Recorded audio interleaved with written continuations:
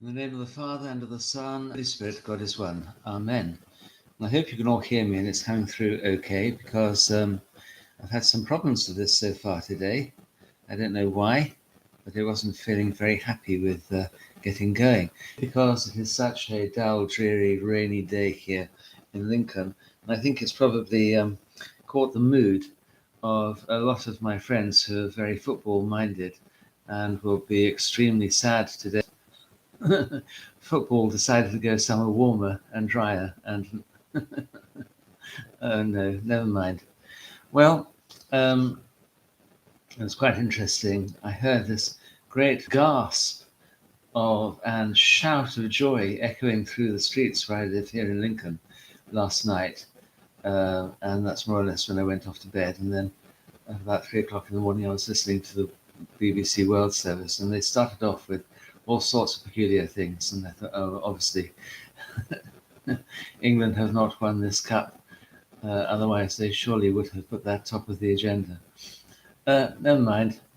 Uh, it gives me great pleasure to see that something so simple as kicking a ball filled with wind, air, around a field can bring so much pleasure to so many people and cause so much heartache as well. It's one of the wonders of the world that we take sports so seriously.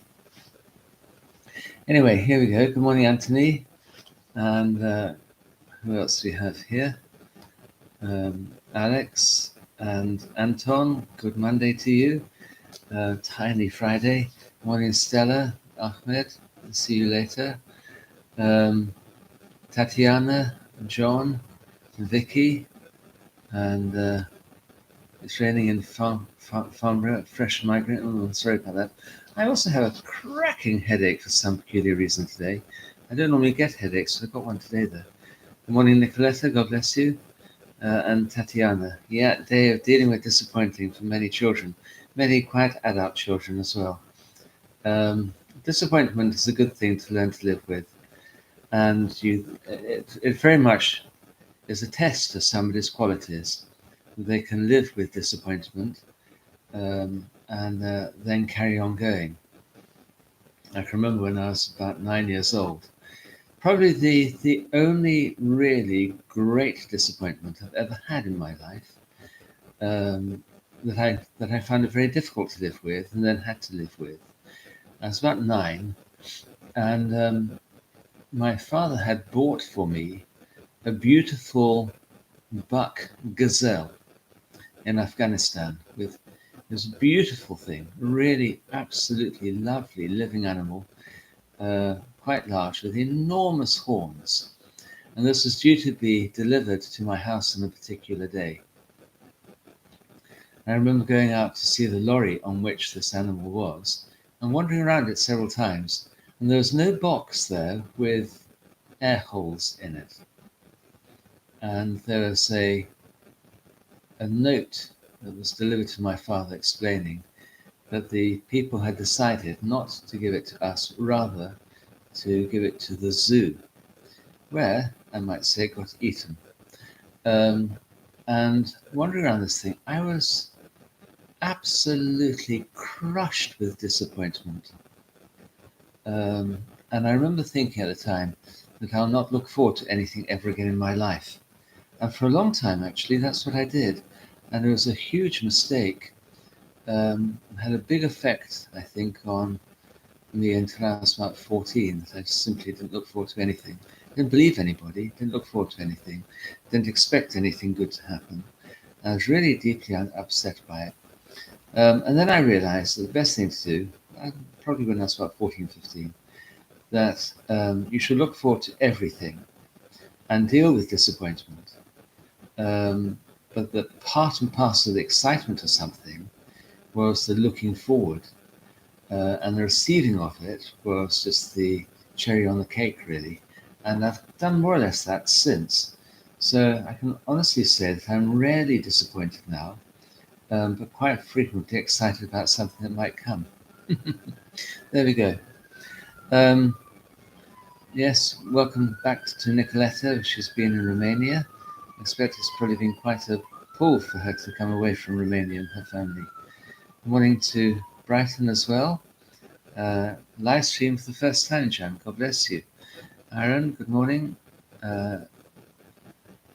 No, they must not be harsh on them at all.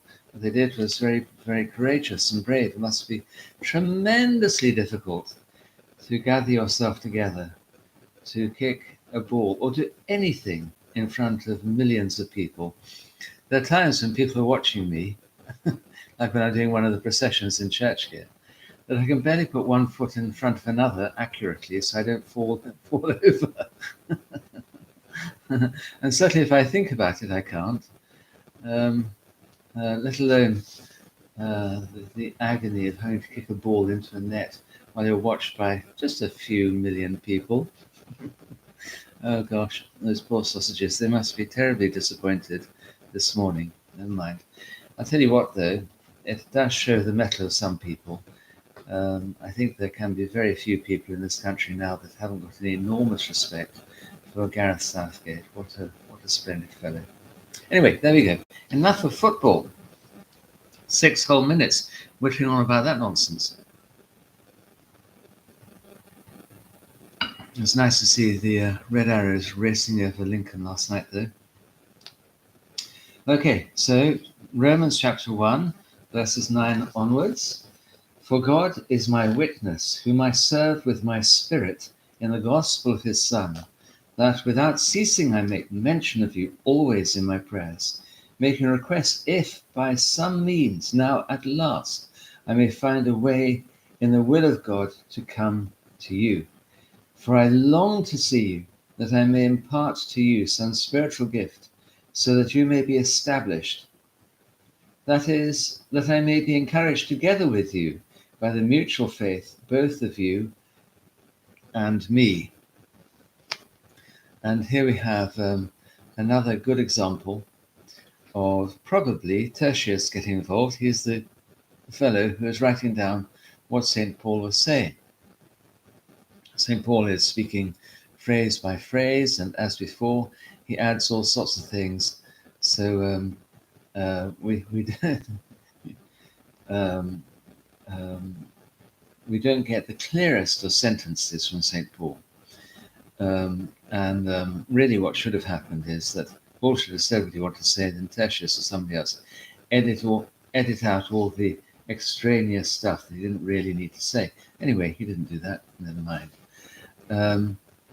Okay. Thank you, Rob. I had a fantastic weekend. Yes, we had a pilgrimage here in Lincolnshire to not the shrine because it's a Protestant church, but to the place where St. Hybald is buried in Hybelstow. He was a 7th century saint, great man. In many ways, actually, he was also very big, very tall, well over 6 feet tall, about 6'6". Anyway, here we go. Back to this. St. Paul says, God is my witness, whom I serve with my spirit in the gospel of his Son. I'll start off by that. St. John Chrysostom says about this, that this is a way of St. Paul saying the simple words, I love you. I love you very much. I love you so much. God is my witness. You know, he can bear testimony, seeing there's nobody else who can bear testimony to this, that I continually remember you in prayer. Okay? It's a way, no human witnesses by God. He's making a strong emphasis on his love for those people who are of the faith in Rome.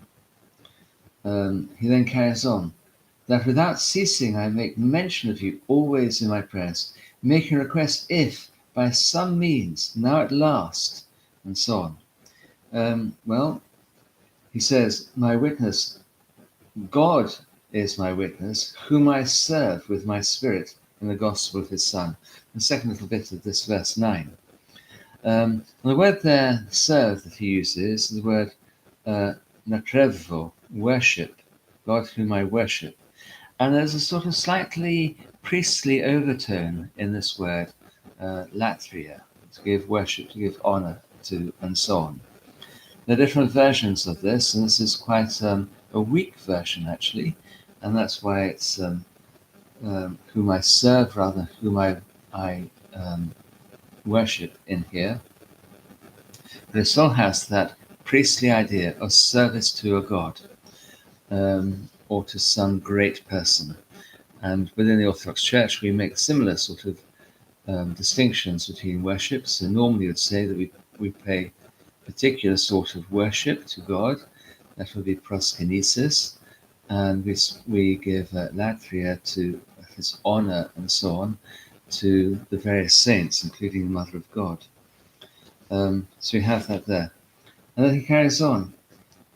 My witness, you can make a much simpler sentence here actually. You'd say, for God is my witness that without ceasing I make mention of you always in my prayers. But you've got this little subordinate clause in here, whom I serve with my spirit in the gospel of his Son. So you've got lots of interesting things here.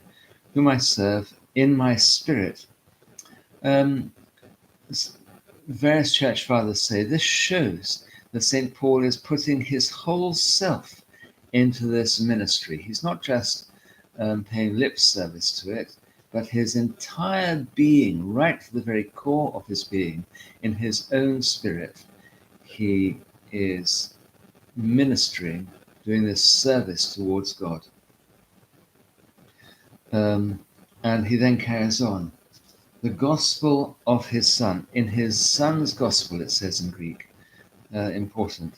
So Paul's objective with all of this, you could say it's all for Jesus. Everything there is for Jesus. Everything that he does, he gives. So we look again, God is my witness, and then the subordinate clause. The person who I worship with my entire being, all for Jesus. Okay, that's the meat and drink of that little tiny subordinate clause.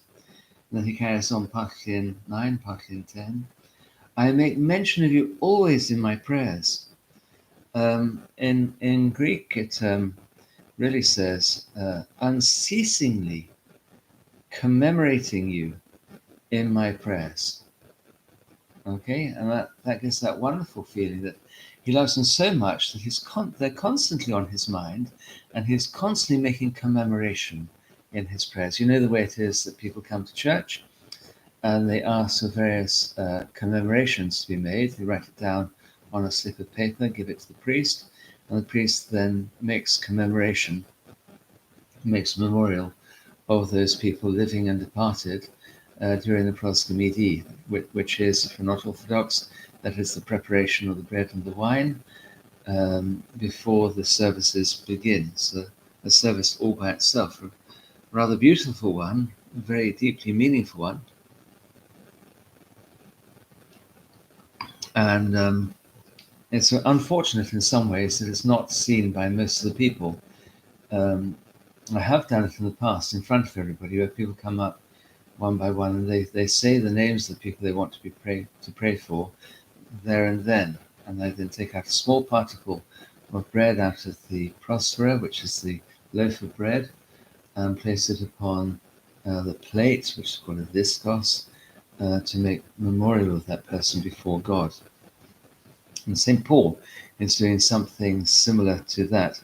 He's making unceasing commemoration in his prayers. Pros evchon, he says, bringing them towards you, bringing them towards God. Why is he doing that? Well, verse 10 tells us, making request, if by some means, now at last, I may find a way in the will of God to come to you. And again, although it's very, very short, and you can make it shorter, but actually this last little bit is quite important. Making a request that I may find a way to come to you. That's what he wants to do. He wants to come to Rome. He wants to come to the faithful people in Rome. But then a lot of the important parts are actually in these little clauses that he shoves in. He takes a deep breath in between each one of them, and Tertius, who's the scribe, writes down the next bit. Paul takes a deep breath and he remembers something, so he adds that, and then it carries on. after a while, Tertius says to him, Paul, are you going to get to the point at some point? Oh, yeah. I want to come to them. But these other little bits here are important. First of all, making request. Now, that sounds like a very sort of English way of putting it. In fact, the Greek is much stronger than that. Theomenos, he says, theomenos. And it is imploring, beseeching, begging God. Okay? So you've got all that very un-English emotion going into it. I might say that the media in this country are not happy unless somebody's showing great amount of emotion. Has somebody saying something very sensible and somebody else wailing and crying and beating their breasts and so on, and saying something very stupid, and it's the second person they'll take notice of. So theomenos, imploring, begging, beseeching. What? Beseeching God. Okay? Beseeching, if by some means, pretty well any means, now at last I may find a way to come to you. Okay? And he's asking for a successful way to come to Rome. It says here, find a way, but actually the Greek is much stronger than that. It is saying that I may find a successful way of coming to you. It's clear that St. Paul is finding difficulty getting to Rome. Eventually, we know how he arrived in Rome. It's not quite the way expected, and somebody else paid for it. He's asking this. St. John Chrysostom says about this that you can see that he is painfully desiring to see them. He aches in that he's not able to see them. And that's like it is if somebody falls in love. I guess most people know what this feels like. Some of us more in theory than in practice, that when you fall in love with somebody, that's the person on your mind. And life is colorless without that person. And you pace up and down in a place and you long to catch sight of that person, even only for a moment. And you look out for them. And when you drive away from them, you see people carrying on waving out of the car, saying goodbye to them until they go around the corner. That is the intensity of that love. And that's what it is that St. John Chrysostom is saying that you have here. Without them there, Paul is feeling that there's quite a bit of him missing. He has a strong need within himself to see them. And he then tempers this by saying, in the will of God. Okay? No matter how much I really strongly desire to see you, I only strongly desire to see you if it's God's will. And if it isn't, then I'll accept that. Turned out to be that it was. And he did get to see them. His painful desire to see the Romans is then tempered by his greater desire to do God's will. It's more important for him to do as God desires than even to fulfill something that appears to be a really good thing. It says later on, you should never really just say, I want to do this, I want to do that. It's to say, I'd like to do this if it's God's will. And ask God about it. See whether it's God's will. Implore him, but even so, to do that. Again, St. John Chrysostom says, almost as an aside here, he says, is it possible? He's thinking about, John Chrysostom is thinking about love, loving people. So is it possible to love against God's will? He says, yes, it is. It is possible. By neglecting the hungry Christ, the hungry beggar, that is, the hungry Christ, whilst feeding our children, our friends, above their needs. So you give to your friends and your children more than they need, and you ignore those people who are genuinely hungry and need your love, your things and so on. and you forget them. Okay, carries on. For I long, verse 11, for I long to see you. Um, the word there in Greek, I long for, is strong. It's a strong word. In English, long, probably you could say the football fans yesterday, they, English ones anyway, longed to see this cup being held by the captain of the English team. They longed for it, they craved it with all their being. Lots of my young friends, they were at pubs and clubs and stuff all over the place, and different football stadia up and down the country, watching on big screens. You could see in their faces how much they longed to see this thing happen. Okay, not unimportant. And it's that same craving with all of his being, the spirit of everything, that Paul is looking forward to seeing them. I long to see you. It's an example of his love. Epipothen is the Greek. Epipothen. I crave is the word, important one. And what for? I long to see you. Not so that I can be fulfilled by seeing you, not so that this empty hole in me can be filled up. I long to see you so that I can carry on giving to you. Okay? That I may impart to you some spiritual gift so that you may be established. Impart to you some spirit. Impart. Okay? Now, this is not that he's not saying it's going to come from him. Something that comes from God. And by him being there, he's hoping that this thing that he has can be imparted from him to them. You know, if you share a spiritual gift with somebody else, you keep it, they have it. It's not like me giving somebody an apple. If I give somebody an apple, I don't have it, now they have it. This a spiritual gift like love, if you give your love to somebody, you both have love. It increases. If I give somebody more love, I don't lose any love. In fact, I lose no love at all. It's like a woman I heard of who had 12 children and the 12th one died, and she wished to adopt another child. Every child brings his or her own love. And you cannot, love is not like butter, or the further you spread it, the thinner it becomes. Love is quite the opposite. The further you spread love, the thicker it becomes. Love is not like an apple. You cannot give away love and discover that you've lost it yourself. You give away love and you discover there are two apples in your hand and one in theirs. And if they give away the love, they suddenly discover they now have two apples too. So love is something you can afford to be extremely generous with.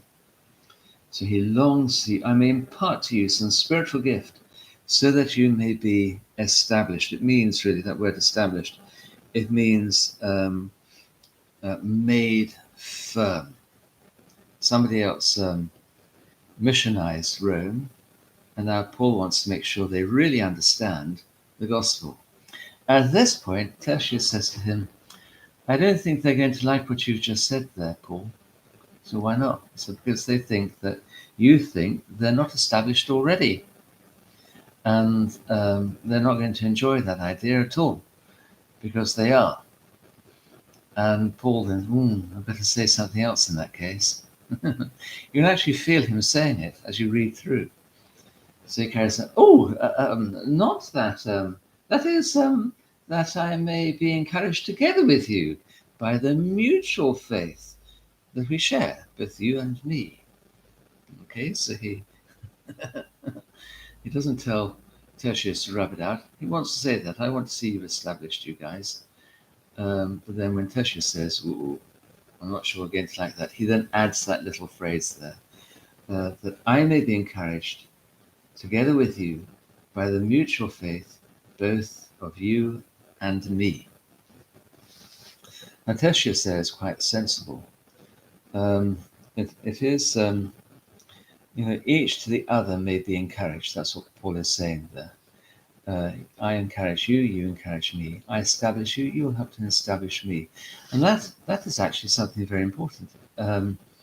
When you're preaching in church, you have to understand that most often there are lots of people within the church community there who could say what you're trying to say far better than you can. And sometimes you get clergy or preachers who are envious of this and they don't like other people saying anything. Mind you, I once was a priest in the church where I was regularly heckled with somebody shouting out nonsense all the way through. That was rather off-putting, especially when you don't use notes. What was I saying? Anyway, there we go. So teachers have to learn. Ordinary school teachers have to learn that they have to learn from their pupils. They can teach, but they must learn. And in any class of 30 kids, if you talk about pretty well anything, the likelihood is there's somebody there, certainly in a year group, who knows more about the subject than you do. Or they'll go home and they'll talk to their parents, and their mum or auntie or somebody or other say, I'm not quite sure if I agree with that. You go and ask that Father Philip, blah, blah, blah, blah, blah. And they'll come back and say, my auntie says, or my dad says, my mum says, or whatever it might be. And you think, gosh, you know what, they're right. That's quite right. Or there's a lad that I used to teach called Jack Deep. He'd have been disappointed by the football yesterday. And whenever I was teaching biology, from time to time, Jack Deep would you could see a little look of doubt came into his eyes. You think, oops, I have certainly made a mistake. This 14-year-old knows more about this than I do here. So, what is it, Jack Deep? He'd say, what about this, and this, though, sir? I think, my goodness, he's been reading the A-level syllabus. Very, very, very clever young man. Still, even now, he's now in his, I guess he must be in his 40s. He's still a very clever young person, very clever person indeed. Okay, so teachers must learn from their pupils, and clergy must learn from their congregations, and apostles must learn from their churches. And it is not a sign of weakness at all. Okay, not a sign of weakness at all. A sign of great strength if you can admit either being wrong or admit to being in need of learning.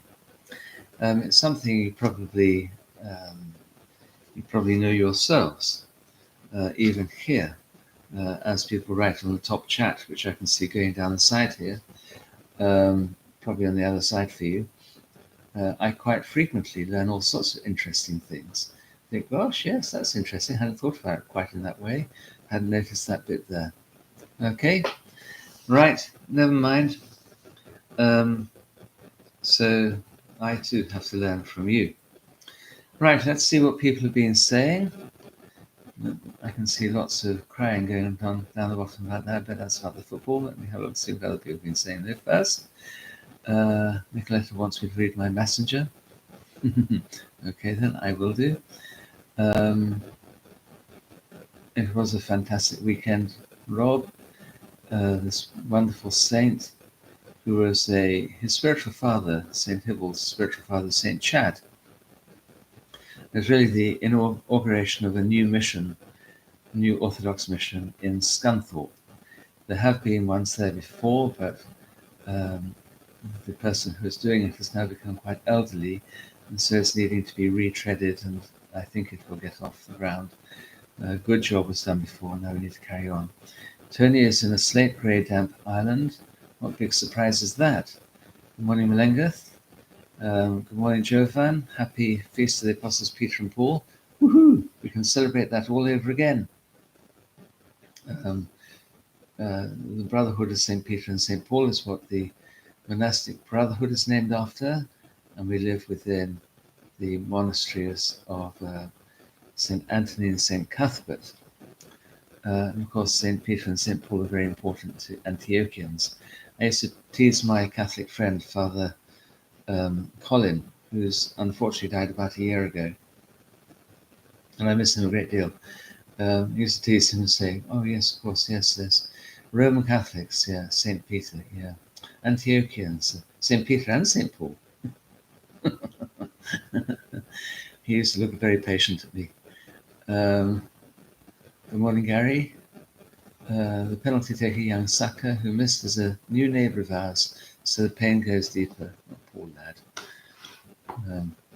Take him round nice cakes and things. I bet he needs the odd hug today. Your son Dino has been at the top of a sweepstake among friends and is due to win £250 if England won. Crushed and heartbroken. That doesn't come close. Oh, well,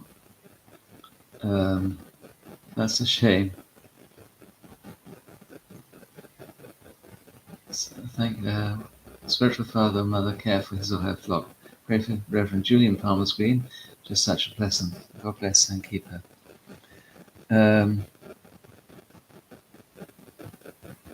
Okie dokie, God bless you. Okay, bye-bye then, Anton. Oh yes, Novak won the men's singles title. One of our own who's not afraid to speak about his faith. No, he isn't. No, well, that is good. It is good, whoever wins. Really good. I think winning is extremely important. Everybody should go out onto a court or into an interview or into a pitch or a field or into the office or into a shop or in school or university or in a church for that matter, with the intention of winning, of doing their absolute best to win. And they should work and act and behave the entire time with themselves, with that winning spirit within them, and go out there to, in a spiritual way, to crush all opposition, a spiritual person. In other words, beat down Satan underneath their feet and fight better than hell. Within the church, to bring other people to Christ. Within the office or workplace or football pitch, wherever it may be, to work until you almost bleed sweat in order to be successful there too. That's how things should be done. Everybody should be, have the two things together. Everything is important. Nothing is actually that important. And really work hard at these things. If we prayed as hard as those footballers played yesterday, wow, what a thing we could say. Okay, how would the church be different if we put that amount of effort into our Christianity? You look at them; they look so healthy, so fit, so fast, so agile, and they know what they're going to do with this ridiculous and wonderful game. They know what it is they want to do, and young Novak there, what's he doing? He's playing for hours, sweating cobs, working at it like mad. It's a thrilling thing to see. I'm usually bored sick by sport, but I can see why it is that people love it. The sort of sport I grew up with is, if you didn't end up with people with broken legs or crushed heads or dead or broken bones, it wasn't really worth playing. And we should be thinking about that also spiritually.